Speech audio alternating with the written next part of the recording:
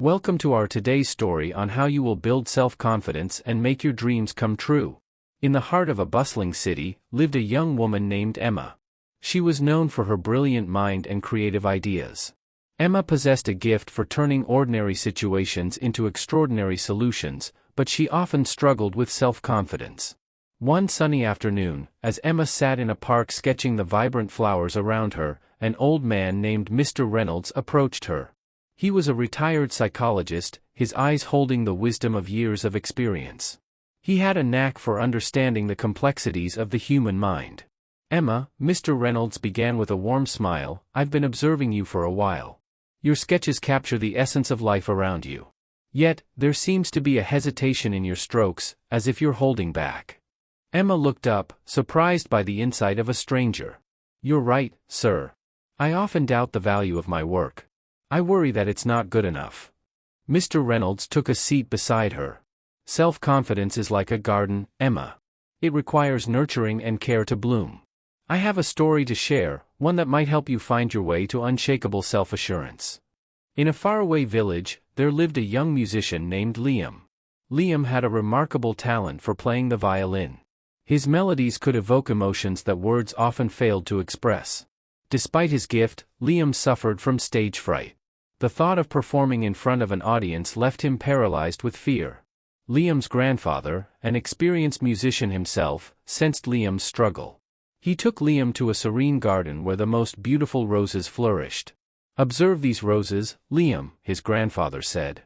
"Each rose is unique, yet they all bloom together, unapologetically showcasing their beauty to the world.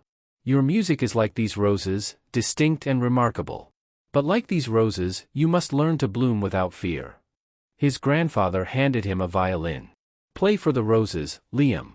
Play as if they are your audience." Liam closed his eyes, imagining the roses as his audience. He played, pouring his heart into the music. As the notes resonated through the garden, a sense of peace enveloped him. He felt a connection between his music and the world around him. Days turned into weeks as Liam practiced in the rose garden. He learned to channel his nervous energy into his music, transforming it into passion. Eventually, his grandfather organized a small recital in the village square. With the roses in his heart, Liam played flawlessly, the music flowing through him without restraint. Back in the city, Emma was intrigued by Mr. Reynolds' tale. "But how can Liam's experience help me gain self-confidence?" Mr. Reynolds smiled kindly. "Emma, much like Liam, you possess a unique talent. Just as he found solace in the rose's presence and learned to let his music flow, you must find your own source of inspiration and allow your creativity to blossom." Over the following weeks, Emma reflected on Mr. Reynolds' words. She began to immerse herself in her sketches, focusing not on perfection but on expressing her perspective. She visited art galleries, connecting with the works of renowned artists and finding inspiration in their journeys. With newfound determination, Emma poured her heart into her sketches. She embraced each stroke of her pencil, each hue of color, as a reflection of her inner world. As she shared her creations online, she was surprised by the positive response from friends and strangers alike. With time, Emma's confidence grew, and she expanded her artistic horizons. She experimented with new techniques and styles, unafraid of failure. Her work began to resonate with people on a deeper level, capturing emotions and stories that went beyond the surface.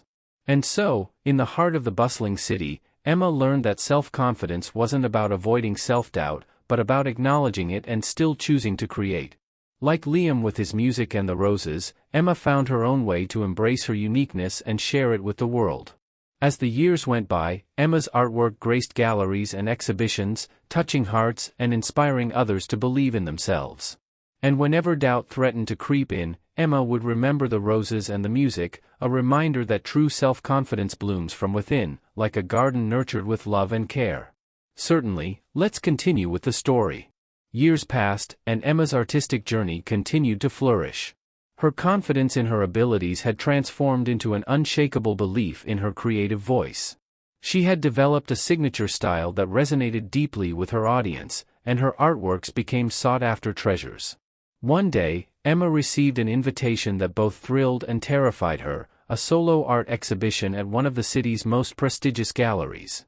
The opportunity was both a validation of her talent and a challenge to her newfound self-assurance. As the exhibition date approached, Emma found herself facing familiar waves of self-doubt. She remembered the stories of Cale the archer and Liam the musician, and she drew strength from their experiences. She knew that just as they had overcome their fears, she too could triumph over her doubts. To prepare for the exhibition, Emma revisited her favorite park, the place where Mr. Reynolds had first spoken to her. Sitting beneath the same tree where they had talked, she closed her eyes and let her mind wander. She reflected on her journey, from the moments of uncertainty to the present day where she stood as a confident artist. During the exhibition, the gallery buzzed with excitement. Friends, art enthusiasts, and curious passers-by marveled at Emma's creations. Her pieces told stories of life, emotions, and the beauty she found in the world around her. As she mingled with the guests, Emma spoke passionately about her work, her voice steady and her heart full of pride. Among the attendees was Mr. Reynolds, the wise old man who had set her on this transformative path. He approached Emma with a warm smile. "You've come a long way, Emma." Tears welled up in Emma's eyes as she embraced Mr. Reynolds. "Thank you," she whispered. "Your guidance changed my life."